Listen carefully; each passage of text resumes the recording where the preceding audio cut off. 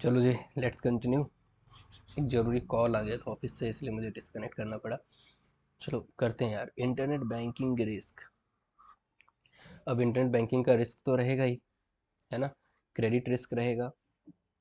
Credit risk the risk to earning और capital arising from an obligors failure to meet the terms of any contract with the bank और otherwise to perform as.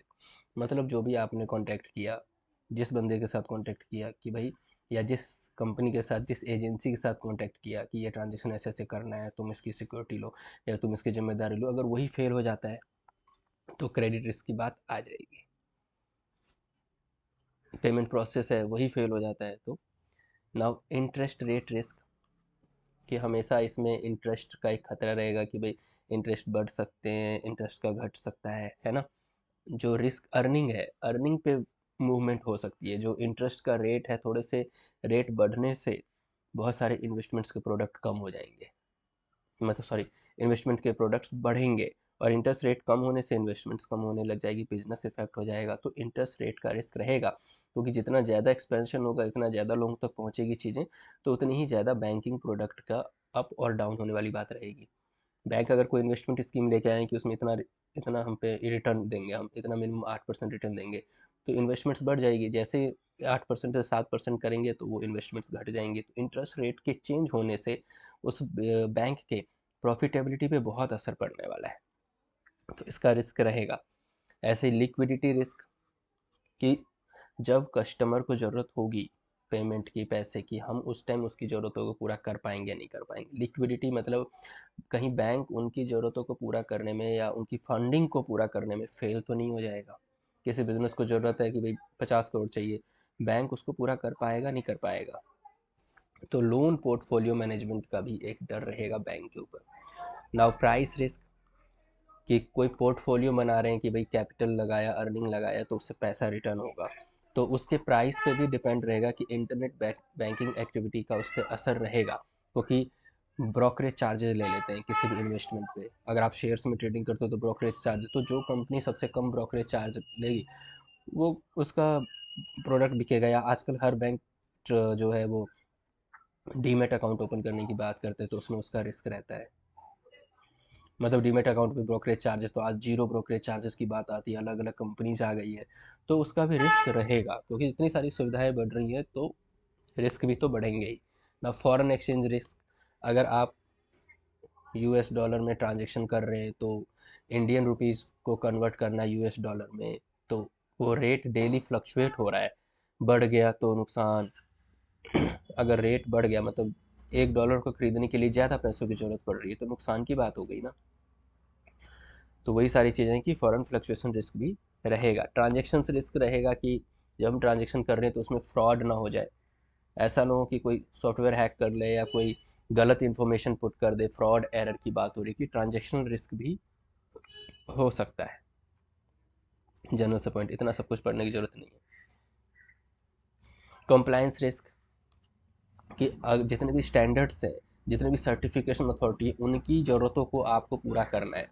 जैसे कि shares trading या company जो shares में trading करती है उनके लिए security exchange board of India से भी है।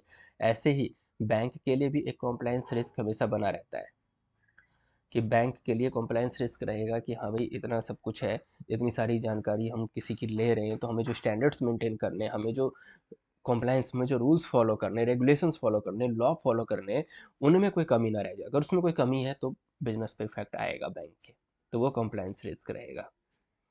वो देखो यूएसए की बात दे रखी है, वो यूएसए की चीज़ें यहाँ पे चिपका रखी है। मतलब डीयू के कंटेंट में अपना कुछ बनाने के लिए है ही नहीं। स्ट्रैटेजिक रिस्क, मतलब किसी भी बैंक को बिजनेस स्ट्रैटेजी फॉलो करनी पड़ती है ताकि उसका बिजनेस ग्रो करे। अगर अच्छी तरीके से हम अच्छे चैनल्स, अच्छे एजेंट से बात करें, अच्छे सॉफ्टवेयर डेवलपर से बात करें, अच्छा सब कुछ रखेंगे, क्वालिटी वाली चीज़ें रखेंगे, तो बैंक का बिजनेस बढ़ेगा। अच्छा प्रोडक्ट बेचेंगे, फाइनेंशियल प्रोडक्ट अच्छा बेचेंगे, अच्छा इन्वेस्टमेंट, अच्छा पोर्टफोलियो है, अच्छा इंश्योरेंस, ये सब सारी चीज़ें तो अच्छा रहेगा। बिजनेस के पॉइंट ऑफ व्यू सोचो, बैंकिंग बिजनेस कैसे बढ़ेगा? अच्छा रेट ऑफ इंटरेस्ट दो, रिटर्न, फिक्स डिपॉजिट पे अच्छा रेट ऑफ इंटरेस्ट दो, तो वो सब चीज़ें भी रहेंगी।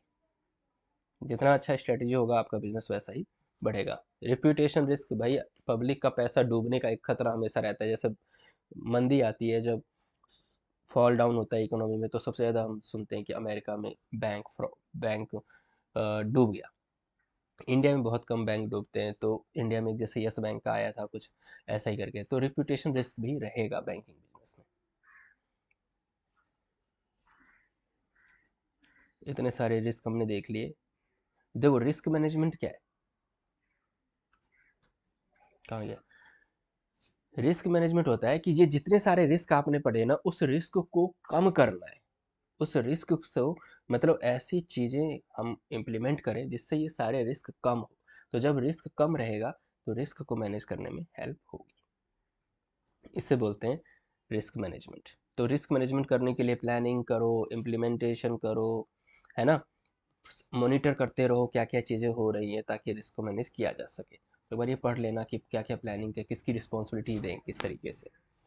ना इंटरनल कंट्रोल, भाई रिस्क को कम करना है तो इंटरनल कंट्रोल स्ट्रांग रखो, अच्छी टेक्नोलॉजी यूज़ करो, प्रोडक्ट ऐसा जो जिस पे बहुत ही कंट्रोल हो, सिक्योर सिस्टम हो आपका, पेमेंट करने पे फ्रॉड ना हो, कोई आपके हैक ना कर पाए आपके सिस्टम को। तो इंटरनल कंट्रोल बहुत ज़रूरी है। और इंटरनल कंट्रोल कैसे करेंगे, जैसे कि consistency in technology planning and strategic goal, मतलब टेक्नोलॉजी की प्लानिंग करो, स्ट्रेटेजिक गोल बनाओ, अच्छे से प्लानिंग करके अच्छे से बिजनेस को कैसे डेवलप करना है। डाटा अवेलेबिलिटी देखो, डाटा की इंटेग्रिटी, जो डाटा है वो अच्छा है, मतलब भरोसे करने लायक है या नहीं, डाटा की कॉन्फिडेंशियलिटी, कोई डाटा तो हमसे चुरा तो नहीं रहा है। और MIS, मतलब जो MIS रिपोर्ट्स होती है, रिलायबिलिटी करो, मतलब रिलायबल हो reports, management information system MIS होता है कि जो भी इंफॉर्मेशन निकल रही है सिस्टम से वो रिलायबल हो। और उसके लिए एक आया कि भाई information system audit and control association, ISACA, उन्होंने बोला भाई ठीक है हम आपको बताएंगे इंटरनल कंट्रोल कैसे बनाना है। इंटरनल अकाउंटिंग कंट्रोल बनाओ, ऑपरेशनल कंट्रोल बनाओ और एडमिनिस्ट्रेटिव कंट्रोल बनाओ। मतलब अकाउंटिंग भी अच्छे से होनी चाहिए, प्लान्ड परफॉर्मेंस हो, ठीक है ना, एडमिनिस्ट्रेटिव मतलब अच्छे स्टाफ हो जो ये सब पॉलिसी और प्रोसीजर्स को फॉलो करवा पाए, और ऑपरेशन जो जिससे जो तरीका हम यूज़ कर रहे हैं उसको हमने बजट क्या बनाया, एक्चुअली क्या अचीव हुआ, ये सब करते रहेंगे तो पता लगेगा। ऐसे हम अपनी स्टडी में भी कर सकते हैं, हमने अपना रूटीन बनाया, वो रूटीन फॉलो हुआ नहीं हुआ, उसमें वेरिएंसेस है या नहीं है, वो सब करके भी कर सकते हैं। तो ईसा का एक एसोसिएशन है जो बताती है कि भाई क्या क्या करना है। तो उन्होंने बोला देखो एक तो है प्रिवेंटिव कंट्रोल करना होगा, 3 कंट्रोल कैटेगराइज, उन्होंने इसाका ने 3 इंटरनल कंट्रोल बताए। प्रिवेंटिव कंट्रोल मतलब कि ऐसा कंट्रोल सेटअप करो जिससे कोई अटैक हो ही ना पाए। प्रिवेंट मतलब रोक देना, कोई इलीगल काम हो रहा है उसको रोक देना, प्रिवेंट। डिटेक्टिव मतलब अब अगर हो गया है तो उसको ढूंढ लो, पकड़ लो, जैसे कि सीसीटीवी का काम किया, वो डिटेक्ट करता है, वो रोकता नहीं है, वो बता देता है सीसीटीवी भाई तूने चोरी किया या तू कुछ गलत कर रहा है, मैंने देख लिया, सीसीटीवी लाइक। और करेक्टिव कंट्रोल, ठीक है पता लग गया कि भाई ये गलती हुई है, ये गलत हो गया सॉफ्टवेयर में, तो अब करेक्ट कर लो, बैकअप ले लो, करप्टेड फाइल को हटा लो, यही तो है करेक्टिव कंट्रोल। तो वही सारी चीज़ें, बहुत ही इजी टॉपिक है, एक बार बस प्लेन रीडिंग से भी समझ में आ जाएगा जितना मैंने आपको एक्सप्लेन किया है। Now security requirement of electronic, अब इलेक्ट्रॉनिक पेमेंट सिस्टम को सिक्योर करना है तो कैसे करोगे यार, पहले ऑथेंटिकेशन, मोबाइल OTP ले लो, जीमेल OTP ले लो। ऑथेंटिकेशन तो ऐसे ही करते हैं, इसमें डिजिटल सिग्नेचर से कोई प्राइवेट की है, पब्लिक की है, वो हम ऑलरेडी पहले भी समझ चुके हैं। बस इतना ओवरव्यू देना है आपको और ज़्यादा चीज़ें लिखनी है। Trust, trust is another issue. Internet banking system में एक ट्रस्ट का भी इशू रहता है, हमें भरोसा नहीं होता कि हम जो इन्फॉर्मेशन डाल रहे हैं वो ठीक है या नहीं है, जो इन्फॉर्मेशन हमें प्रोवाइड किया जा रहा है वो ठीक है नहीं। तो देखो भाई थर्ड पार्टी जो है वो सर्टिफिकेट अथॉरिटी हो, वो अप्रूव करे कि हाँ ये सब चीज़ें बिल्कुल सही है, भरोसे करने लायक है ना। प्राइवेसी का एक डर रहता है हमेशा कि कहीं ऐसा तो नहीं हमारे डाटा को शेयर कर दिया जाएगा किसी और के साथ, तो प्राइवेसी पे ध्यान देना होगा। नॉन रिपीटेशन मतलब कि ऐसा ना हो, प्रूफ ऑफ पार्टिसिपेशन, बहुत सेंडर मतलब सेंडर और रिसीवर कोई ट्रांजेक्शन करना चाहते हैं और वो हो ही नहीं रहा है, ट्रांजेक्शन ही नहीं हो रहा है, तो ये वाली चीज़ें ना हो, मतलब डिनायल ना हो जाए उनकी सर्विस। तो इस बात का भी डर रहता है, कोई पैसा भी है सब कुछ है लेकिन वो काम नहीं कर रहा है, बताओ आपकी बैंकिंग सिस्टम काम नहीं कर रही, तो इस बात का भी डर रहेगा। अवेलेबिलिटी, अच्छे से अच्छा अवेलेबल रखो, 24 आवर अवेलेबल रखो, हर सेकंड हर मिनट अवेलेबल रहे सिस्टम। तो जितना अच्छा अवेलेबिलिटी रहेगी उतना अच्छा आपका सिस्टम कहलाएगा। फिर है सिक्योर सॉकेट लेयर, जो कि एक प्रोटोकॉल डेवलप हुआ जिससे इंटरनेट को सिक्योर करने के लिए SSL आया, सिक्योर सॉकेट लेयर, जो एक क्रिप्टोग्राफिक प्रोटोकॉल, ये मतलब टेक्नोलॉजिकली एक कह सकते हैं एक प्रोटोकॉल बनाया गया कि भाई चलो इससे आप सिक्योर कम्युनिकेशन कर सकते हैं इंटरनेट पे। तो वही है, सर्टिफाइंग अथॉरिटी क्या करती है कि भाई क्लाइंट से सर्टिफिकेट लेती है, उसको प्राइवेट की से कोई डॉक्यूमेंट बनाया जाता है, पब्लिक की से उसको इनक्रिप्ट कर लिया जाता है, और सर्टिफाइंग अथॉरिटी उसको वेरीफाई कर देती है। SSL आया जो सिक्योर कम्युनिकेशन करती है, वेब सर्वर पे आप किसी से, वेब क्लाइंट है, end to end data transmit हो रहा है, एक दूसरे से बात कर पा रहा है, ट्रांसफर प्रोटोकॉल है, इंटरनेट प्रोटोकॉल यूज़ हो रहा है।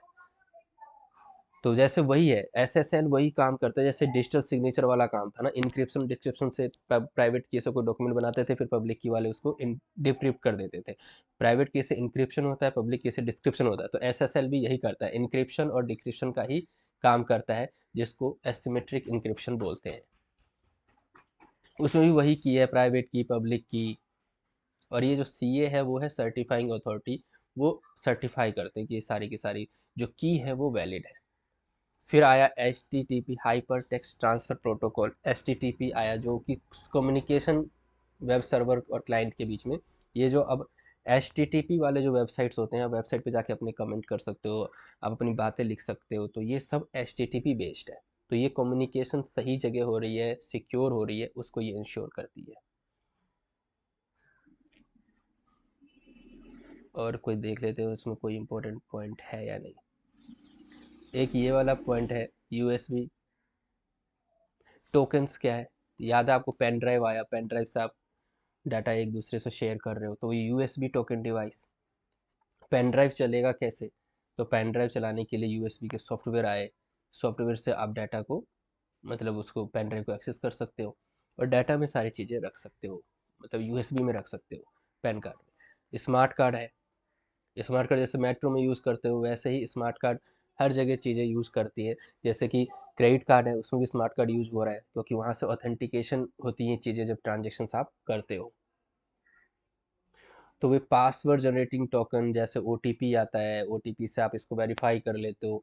बायोमेट्रिक क्या है, आपके उंगलियों से आप अपने, जैसे अपने आधार कार्ड में कोई भी चीज़ चेंज कराना है तो बायोमेट्रिक जाते हो, अपना लिंक आ जाता है डिटेल, और उसको एडिट कर देते हो, तो बायोमेट्रिक करके भी आप चीज़ें में अमेंडमेंट करते हो। तो बायोमेट्रिक भी सिस्टम आया है अपने आप को वेरीफाई करने के लिए, कि बायोमेट्रिक से आप वेरीफाई हो जाते हो कि हाँ यार यही यूज़र है।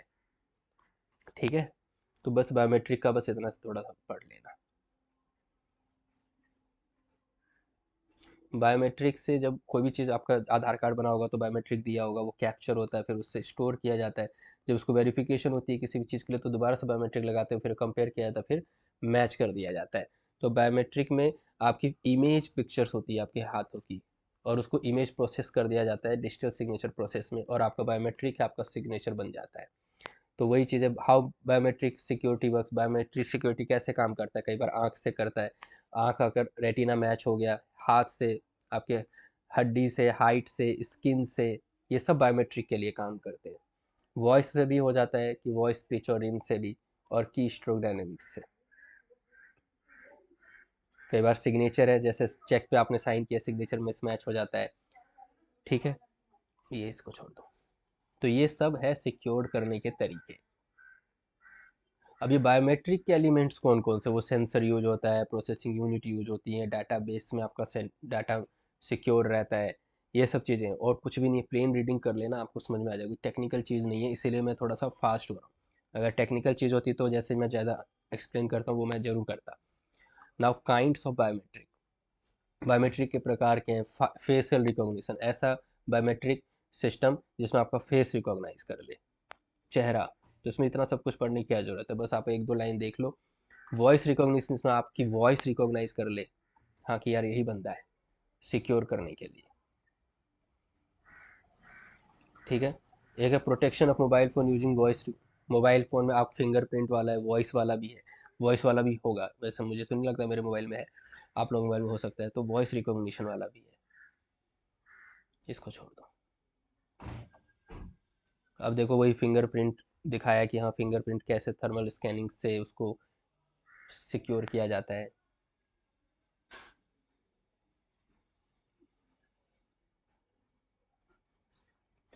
ना protection of mobile phone using fingerprint. Mobile phone, अभी मैंने बताया ना, मोबाइल फ़ोन में फिंगरप्रिंट से अपने आप को सिक्योर कर लेते हो। अब इसमें क्या मतलब समझाने वाली बात क्या है ये? नॉर्मल एक बार रीड करोगे तो समझ में आ जाएगा। फिंगरप्रिंट से सिक्योरिटी है, तो छोटे छोटे डिवाइस में फिंगरप्रिंट से आप उसको सिक्योर कर सकते हो। बायोमेट्रिक टेक्नोलॉजी की वजह से ही तो फिंगरप्रिंट सब है। फिंगरप्रिंट हो गया, हैंड जियोमेट्री हो गया, ये क्या हो जाता है, बड़ा केस हो जाता है ये।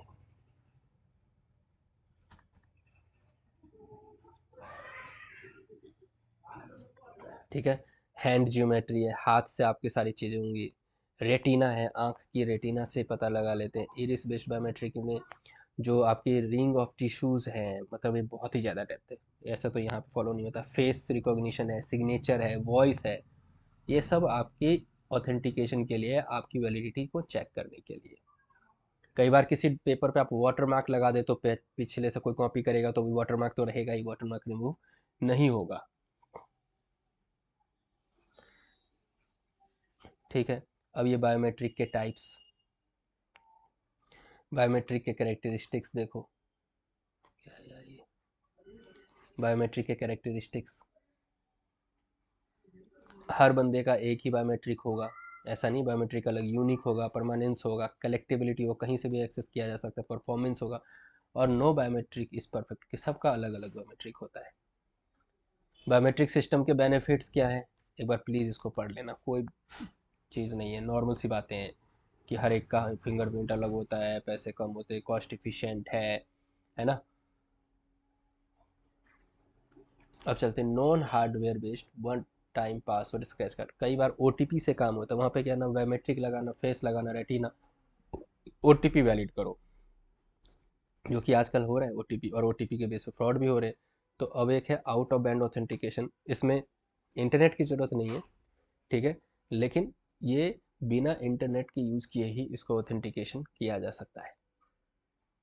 For example, fund transfer request, purchase authorisation और other monetary transaction send to financial institution by customer either by telephone और फैक्स। इंटरनेट है ही नहीं, फ़ोन से या फिर फैक्स से। मुझे याद है जब मैं कंपनी में काम कर रहा था, जो हम जितने भी आरटीजीएस और एनईएफटी रिक्वेस्ट देते तो मेरे से फ़ोन पे वेरीफाई करते थे कि सर आपने ये दिया है, सर आपने ये दिया है, मैं चेक करके बताता हाँ ये।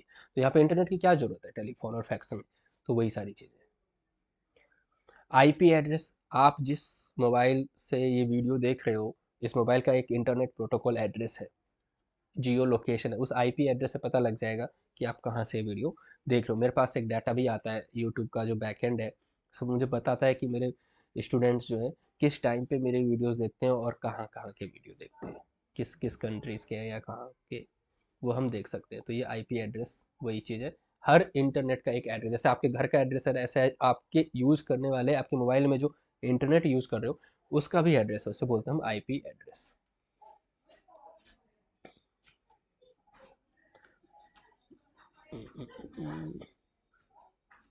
अब चलते हैं few tips for safe internet banking. भाई इंटरनेट बैंकिंग को सेव करना है तो अपने मोबाइल को बचाओ, अपने पीसी को बचाओ, अपने चीज़ों के लिए फायरवॉल यूज़ करो, फायरवॉल हैक करने से बचाता है, इंस्टॉल करो ऑथराइज ऑपरेटिंग, डुप्लीकेट विंडो अपने सिस्टम में मत यूज़ करो, अच्छा और लाइसेंस किया हुआ विंडो यूज़ करो, ठीक है ना। इंस्टॉल ऐसे प्रोग्राम फालतू के मत इंस्टॉल करो जो प्रोग्राम ख़राब है। लोकल एरिया नेटवर्क अच्छे से यूज़ करो जिसका आप इंटरनेट सर्विस यूज़ कर रहे हो, ठीक है। पीसी को ऐसे मत छोड़ दो कि कोई भी एक्सेस कर ले, इंटरनेट बैंकिंग कोई भी लगा ले। उसके बाद सिक्योर योर पासवर्ड, अपने पासवर्ड से अपने pin, password, banking password, pin, ये सब लगाओ, पासवर्ड अच्छे से लगाओ, कोई उस पासवर्ड को देख ना पाए, इंटरनेट बैंकिंग और टेलीफोन बैंकिंग में कोई पासवर्ड ना देख ले। तो ये सब चीज़ें हैं जिससे अपने आप को आप बचा सकते हो।